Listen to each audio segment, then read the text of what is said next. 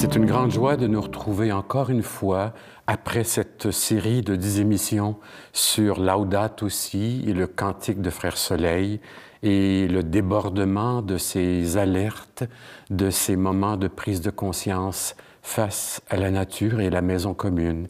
Maintenant, on se donne la peine de célébrer Noël. L'Avent vient de terminer et pendant 2 émissions, nous allons essayer de retrouver notre cœur d'enfant, mais qui a l'œil ouvert, averti, l'œil critique. On connaît l'évangile de la Nativité de Jésus qui est lu la veille de Noël, à certains endroits à la messe de minuit ou même dans la journée de Noël. On connaît le texte par cœur. On pourrait dire que la fin est arrangée avec le gars des vues. On sait ce qui s'en vient et c'est comme si on devait rentrer une autre fois dans cette bonne nouvelle parce qu'il s'agit d'une bonne nouvelle. Alors, le premier pas que nous faisons ensemble, c'est de proclamer cet évangile que nous connaissons comme si c'était un conte raconté aux enfants. On va chercher cet émerveillement en essayant de célébrer les étapes.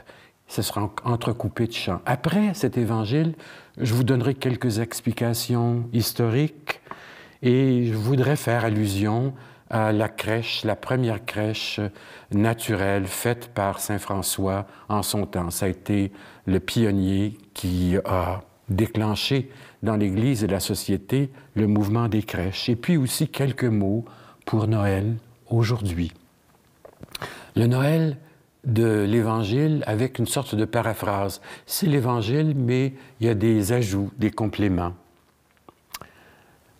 Il était une fois, des centaines et des centaines d'années avant nous, un homme et une femme qui partirent en voyage. Ils firent quelques provisions et plièrent bagages. Ils se mirent en route vers une ville lointaine. Il n'y a rien d'extraordinaire à ça.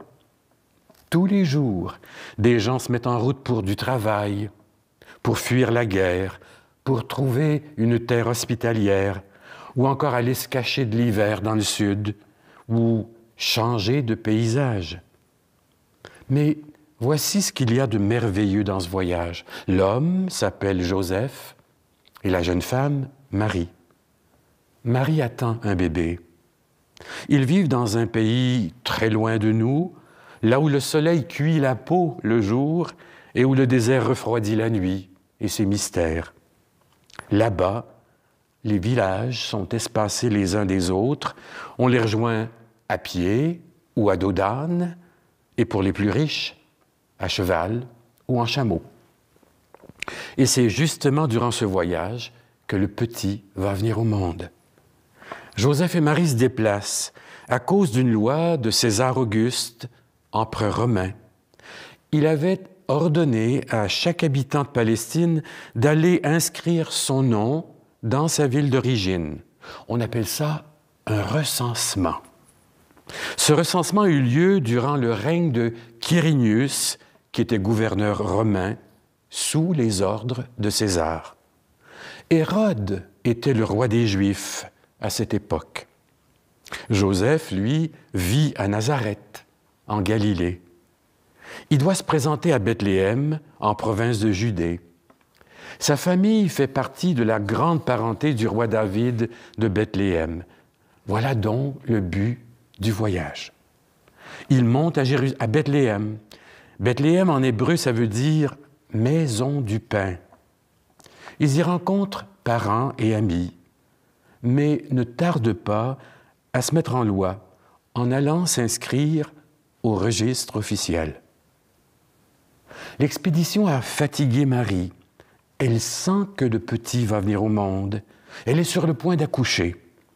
Il y a du monde partout à Bethléem, sur les places, le long des ruelles, au seuil des maisons, à l'auberge. Il y a tant de monde que Joseph a peine à trouver un coin discret pour accueillir le bébé. Le seul lieu découvert à la tombée du jour, c'est un endroit où on loge les bêtes avec une mangeoire et un peu de foin. Un abri pareil à ceux des bergers ou des paysans de passage. Il faut faire vite. Marie accouche d'un garçon Son premier-né, elle le nettoie, l'entoure de l'ange et le couche au chaud dans la mangeoire. Tout se réalise comme l'ange Gabriel le lui avait promis. Il est né le divin enfant, jouez au bois, résonnez, musette. Il est né le divin enfant, chantons tous son avènement. Depuis plus de 4000 ans, nous le promettent les prophètes. Depuis plus de 4000 ans, nous attendions cet heureux temps. Il est né le divin enfant, jouez au bois, résonnez, musette. Il est né le divin enfant, chantons tous son avènement. Ah, qu'il est beau, qu'il est charmant, ah, que ses grâces sont parfaites. Ah, qu'il est beau, qu'il est charmant, qu'il est doux ce divin enfant. Il est né le divin enfant, jouez au bois, résonnez, musette. Il est né le divin enfant, chantons tous son avènement. C'est la nuit. Imaginez un ciel épais et profond, noir comme de la suie et troué d'étoiles. Imaginez le silence de Bethléem et des alentours, un doux silence avec quelque chose de magique dedans. Dans les environs, des bergers surveillaient leurs troupeaux, faisant l'œil lourd, presque en sommeil. Les moutons, blottis les uns contre les autres, on aurait dit une montagne de watts, attendaient la pointe du jour religieusement avant de partir brouter de l'herbe machinalement. Soudain, un ange étincelant fendit la noirceur en deux jusqu'aux pieds des bergers éberlués. L'ange les enveloppa de la lumière chaleureuse de Dieu. Les bergers restèrent sidérés, croyant que c'était la fin du monde, alors que c'était justement la nuit du commencement du monde. L'ange les rassura. « Ne craignez pas, je viens vous annoncer une bonne nouvelle, une grande joie pour tout le peuple. Aujourd'hui même est né pour vous un sauveur dans la ville de David, c'est le Messie, le Seigneur. » Ensuite, l'ange leur donna une mission d'aller voir et un signe pour reconnaître le Seigneur, un nouveau-né couché dans une mangeoire. Et tout d'un coup, le grand ciel piqué d'étoiles s'ouvrit, et il y eut avec l'ange une troupe céleste qui chantait en une joyeuse symphonie au creux de la nuit « Gloire à Dieu au plus haut des cieux et paix sur la terre aux hommes qu'il aime ». Les anges dans nos campagnes ont entonné l'hymne des cieux, et l'écho de nos montagnes redit ce chant mélodieux.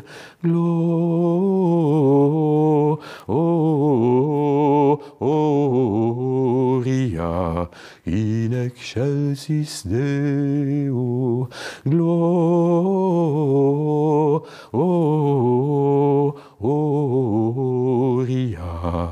in excelsis Deo.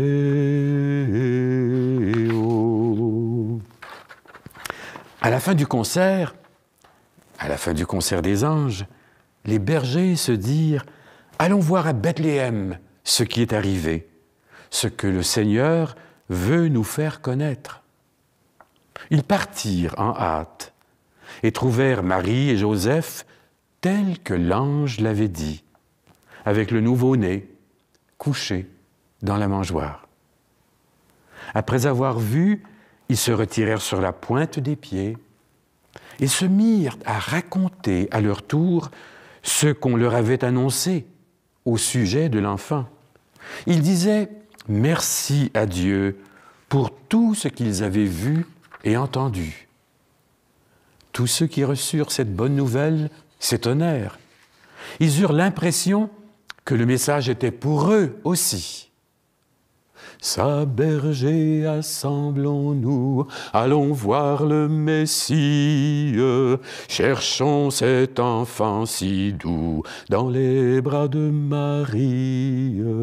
Je l'entends, il nous appelle tous au sort digne d'envie. Laissons là tout le troupeau qu'il erre à l'aventure, que sans nous sur ce coteau, il cherche sa pâture. Allons voir dans un petit berceau l'auteur de la nature. Sa berger, assemblons-nous, allons voir le Messie. Cherchons cet enfant si doux dans les bras de Marie.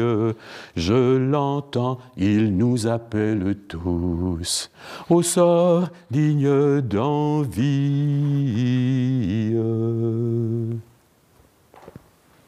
Marie, elle, retenait tous ces événements et les méditait dans son cœur. Voilà l'évangile de la naissance de Jésus. C'est un récit déroutant, mais il ne faut pas le prendre comme une page d'histoire. C'est une page de théologie qui veut raconter les faits de Dieu, qui essaie de comprendre le mystère de Dieu qui descend aussi bas, aussi proche que nous autres. Alors, cherchez pas des bribes d'histoire, c'est pas très historique. C'est arrangé par Luc pour faire passer son message. Luc est en train de nous dire, au moment où il écrit aux chrétiens qui sont un peu partout, pas seulement à Jérusalem, il est en train de dire, cette naissance, c'est une bonne nouvelle. Alors on ne s'entend pas sur la date. On commence à compter l'histoire avec l'an 1 de Jésus-Christ. Mais il y a plein d'incohérences dans ce récit. On ne s'entend pas sur la date. Et à cause des contradictions, là, il faut bien s'entendre, on pense que Jésus est peut-être né en l'an 4 avant Jésus-Christ et 6 après Jésus-Christ. Je vais vous dire pourquoi. L'édit de César, César Auguste, ça pose un problème. Quand Quirinius ordonne un recensement de la Judée, c'est au moment où la Judée est devenue sous l'emprise de l'administration de Rome, c'est-à-dire en l'an 6 ou 7 de notre ère. Ça veut dire que Jésus avait à peu près une dizaine d'années à l'époque. Mais habituellement, aussi, un recensement se faisait toujours dans son lieu de domicile, là où on vivait, pas dans son lieu d'origine. Alors, voyez-vous, Luc essaie de coller à la naissance la lignée de David. Alors, peut-être que la naissance s'est faite à Nazareth, mais il la met à Bethléem. On sait que Jésus, historiquement, est né pendant que Hérode était roi, mais Hérode est mort en l'an 4 avant Jésus-Christ. Mais on tient toujours à inscrire cette naissance pour dire que ce n'est pas rien qu'une naissance chez les Juifs, mais c'est une naissance universelle. Alors c'est pour ça qu'il arrange son histoire pour dire c'est sous l'empereur César Auguste. C'est important, le roi du monde arrive pour tout le monde. Alors il arrange un peu ses dates, ce qui fait que ce n'est pas ça qui est très important. Jésus vient au monde à Bethléem. On disait dans le récit ce que ça veut dire comme nom. C'est la cité de la lignée du roi David, celui dont on dit que de sa souche naîtrait un sauveur. Alors, la fin du voyage, le but du voyage, ce n'est pas tellement Bethléem que la mangeoire. On s'attendrait à voir arriver un nouveau roi sur un trône royal, dans un palais royal, et l'aboutissant, c'est une mangeoire au creux de la nuit. Ça veut dire que cet évangile-là, dans ce qu'il y a de plus obscur, est une bonne nouvelle qui apporte de la joie. Quand on dit que la salle commune était pleine, qu'il n'y avait pas de place pour eux à l'auberge, encore là, c'est un arrangement. C'est un petit bled, un petit patelin, Bethléem. Mais il y avait plus de monde que d'habitude à ce temps-là de l'histoire, où l'histoire est racontée. Mais Marie a besoin d'avoir un peu de discrétion pour accoucher. Elle ne veut pas accoucher au vu et au su de tout le monde. Les maisons, au temps de Jésus, c'est pas compliqué. C'est les riches qui avaient des maisons de bois et de pierre. C'était souvent dans des crevasses de rochers, des grottes, et on rajoutait des extensions avec des planches et quelques ramées pour le toit. Et ça veut dire qu'à la porte, c'est là que les gens vivaient, en dedans et dehors. Et au fond de la grotte, on mettait les victuailles, le manger et quelquefois les bêtes. Quand Marie s'en va, c'est pour trouver un peu d'intimité, pour que l'enfant vienne au monde. C'est pas tellement un rejet que de dire « il est né comme un pauvre ». Saint François disait « il est né pour nous en chemin ». On dit le 25 décembre, on a fixé ça à ce moment-là, qui est le solstice d'hiver, la nuit de l'année où elle est la plus longue, pour dire dans la nuit la plus longue de l'humanité, on faisait à Rome des fêtes, des Saturniales, au fond, on faisait des fêtes pour dire au cœur de la nuit, on fait boostify, on joue, on chante, on mange. Dans cette nuit arrive la lumière du monde. Qui reçoit le message en premier?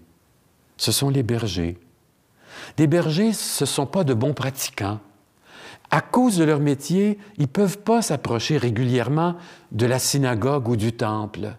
Les bergers doivent se promener d'une terre à l'autre pour faire paître, pour nourrir leurs brebis. Au fond, ils sont un peu comme des pratiquants irréguliers. Dieu choisit de faire l'annonce de son arrivée chez les gens les plus simples. C'est toute cette idée de Saint Luc qu'il arrive pour les pécheurs, les plus petits de la société. Quand l'ange donne la nouvelle au berger, il donne 3 noms, 3 titres à l'enfant: Sauveur, Christ et Seigneur. Ça, ce sont des mots de la résurrection. Ce sont les 3 mots qu'on donne à Jésus-Christ ressuscité. La plus grande fête, c'est Pâques. Après, on déroule le film, on désembobine le film pour dire comment ça a commencé tout ça. Ça veut dire que dès le début, il y avait l'annonce que cet enfant est fils de Dieu, grand, vient sauver. D'ailleurs, c'est son nom, Jésus, Dieu sauve, Emmanuel. Christ, celui qui est oint, qui est touché par l'huile comme un roi, le Christ de Dieu. Et Seigneur, c'est son nom de ressuscité. Donc, on est en train de parler, dans l'Évangile de la naissance, de l'annonce de Pâques. Ce qui est miraculeux, ce n'est pas cette forme de naissance, le signe que l'ange va donner, c'est un signe matériel, une mangeoire, toute simple. La troupe céleste qui vient ajouter au message de l'ange, c'est pour dire paix sur la terre. C'est comme si ce petit-là est une réponse de paix, de sécurité, de concorde, de prospérité pour tous ceux que Dieu aime. Dieu nous aime. Le rôle des bergers, au début de l'histoire, ils sont passifs. Dans la nuit, ils sont là, ils reçoivent la nouvelle, mais regardez ce qui se passe. Prennent le message au sérieux. Ils s'en vont faire à leur tour ce que l'ange a fait. Les bergers prennent la relève des anges pour annoncer la bonne nouvelle, et c'est au suivant. La bonne nouvelle en appelle une autre, vont dire et raconter ce qu'ils ont entendu et vu. Ils deviennent des anges à leur façon, des annonceurs, des porteurs de la bonne nouvelle. La finale est très importante. C'est pour Marie. Elle ne comprend pas tout du premier coup, comme dans la scène de l'Annonciation. Elle a besoin du temps pour laisser descendre l'annonce, la promesse, la réalisation de la promesse, ce que Dieu a dit, tous ces événements, pas dans sa tête, dans son cœur. Alors voyez-vous, je répète, ce n'est pas une page historique, c'est arrivé comme ça, A, B, C. C'est un récit où Luc met ensemble tous les éléments pour dire le petit qui vient au monde pour toute l'humanité, et il est dans la grande lignée de David, mais c'est le Fils de Dieu. Alors on ne veut pas s'expliquer un tas de choses, on veut juste dire c'est une source de joie au plus profond de toutes les nuits. Ça a frappé Saint François. Saint François avait une sorte d'amour fou pour le Christ incarné, pour la Passion, et aussi pour le sens de cette naissance, parce qu'il voyait là-dedans le plus grand rapprochement de Dieu, le rapprochement avec les gens, les pécheurs, les petites gens. Alors il a commencé avec un rêve fou à vouloir recréer l'aventure de Noël. En 1223, c'est loin, 3 ans avant de mourir, il décide d'aller un petit peu au sud de Rome, dans un village qui s'appelle Greccio, à flanc de montagne, décide d'aller essayer de refaire la naissance humble de Jésus et de recréer la crèche, la grotte de Bethléem, avec les gens du village. Le village s'appelle Greccio, un beau village, accroché à flanc de montagne, et puis les petites maisons sont dans la vallée. Son désir, d'après la légende, les textes, c'est de dire qu'il voulait observer à la lettre ce que Jésus a pu endurer, ce qui l'a amené à sa passion. Alors il a un ami, un chevalier, Jean de Greccio, puis il va lui demander à cet ami d'organiser la célébration dans la montagne. Le texte dit, il fait préparer une crèche, apporter du foin, amener un bœuf et un âne. Et dans le texte, on dit, si tu désires que nous célébrions la fête du Seigneur à Greccio, dépêche-toi, rends-toi à l'avance, et ce que je te dis, prépare-le soigneusement. Je veux faire mémoire de cet enfant qui est né à Bethléem. Je veux observer tout en détail, autant que possible avec mes yeux corporels. Je veux observer les désagréments de ses besoins. Comment il était couché dans une crèche et comment, à côté d'un bœuf et d'un âne, il a été posé sur le foin. Ça, c'était un peu la requête de saint François. Alors, on fait des préparatifs. La nuit arrive, les préparatifs sont terminés, les frères et les gens se rassemblent dans le village et montent vers la grotte qui a été choisie pour la cause, avec des cierges, des instruments de musique, des torches. Le texte dit, ils montent pour illuminer la nuit. Dans la grotte, on retrouve la pauvreté et l'humilité de la grotte de Bethléem. Aujourd'hui, quand on va à Bethléem, on ne reconnaît pas beaucoup la grotte parce qu'ils en ont fait un sanctuaire avec des dorures, puis des toiles, mais on peut sentir que c'était profond, caché. La forêt du temps de François retentit de joie, de chants de joie et de fête. On sent que les gens du village sont très contents, s'approchent pour vivre quelque chose de fort avec les frères. On célèbre la messe dans la grotte, sur la mangeoire. Aujourd'hui encore, quand on visite Greccio, quand on fait le pèlerinage, on a le droit, en plein mois de juillet ou l'été, de célébrer la messe de Noël. Alors on chante au cœur de la canicule, en plein soleil. Il est né le divin enfant, au même endroit que François avait choisi. Il chante l'Évangile, François. Le texte dit qu'il va prêcher au peuple sur la naissance du pauvre roi et sur la petite cité de Bethléem. On dit même qu'il prononçait Bethléem comme un agneau. Il aimait jouir dans sa bouche et sur ses lèvres de cette ville qu'il affectionnait beaucoup parce que c'était l'endroit que Dieu a choisi pour planter sa tente parmi nous.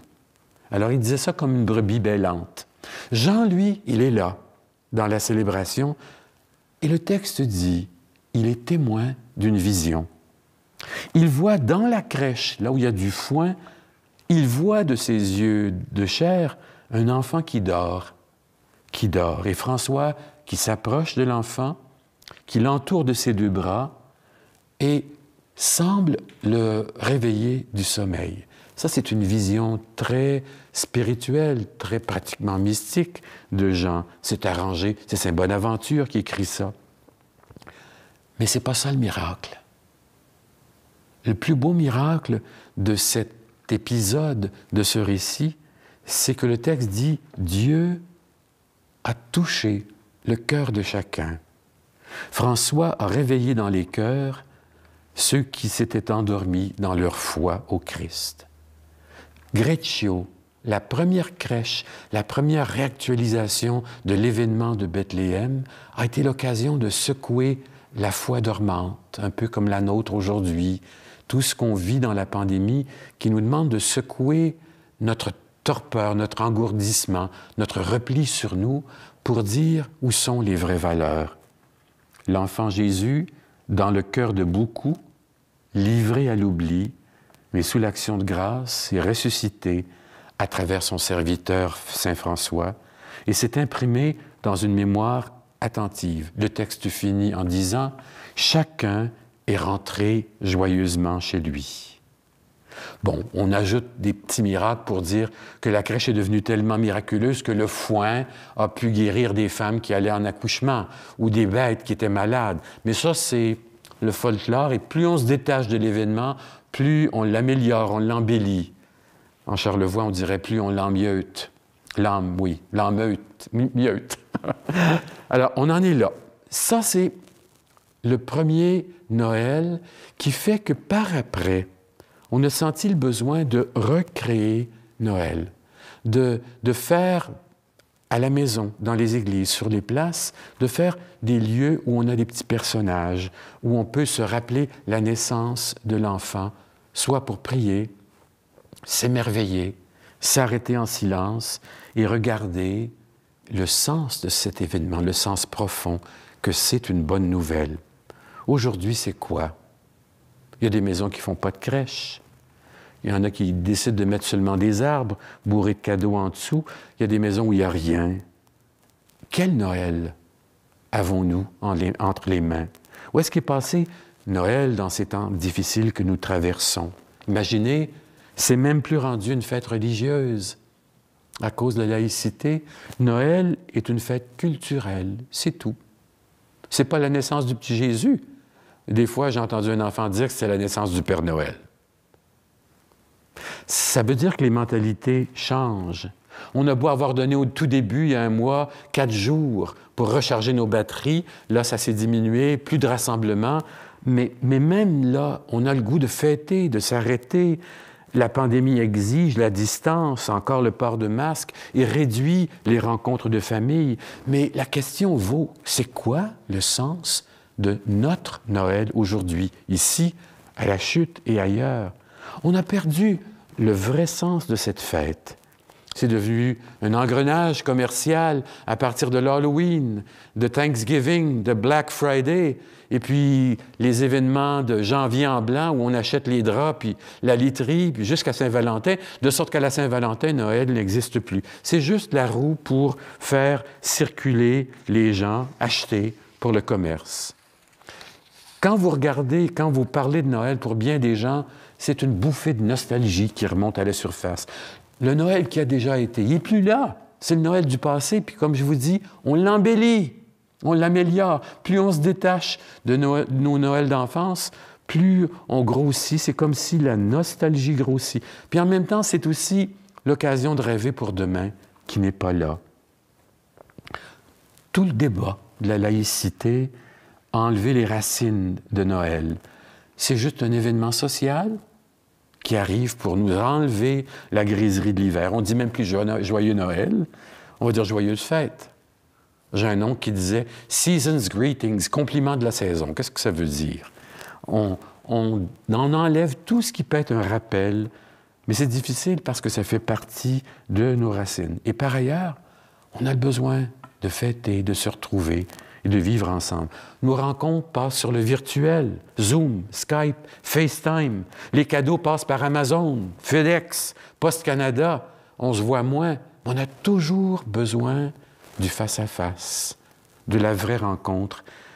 Et c'est ça qu'on fête à Noël, la rencontre intime, seule, dans le fond de son cœur et avec d'autres, la rencontre de Dieu. C'est une nouvelle déroutante. Dieu, il ne passe pas par la cheminée ou au pied du sapin, il passe par nos cœurs. C'est la fête de notre accueil bienveillant de Dieu qui arrive comme un étranger. Dieu vient nous visiter aujourd'hui. Il est proche, il s'est incarné. Alors on a besoin de retourner et on peut se quitter avec cette question. Ce Noël qui est le nôtre sera différent cette année. Ce Noël aura besoin de nous faire vivre comme Marie et Joseph, les bergers, l'ange, être un peu Bethléem, le lieu qui le reçoit, ou l'étoile qui le montre aux autres par notre joie. Je vous souhaite un très beau, lumineux, paisible Noël, un Noël redécouvert qui vous donne l'espérance, la joie de vivre, et faites comme les bergers et l'ange. redonner la joie de Noël aux autres. À la prochaine.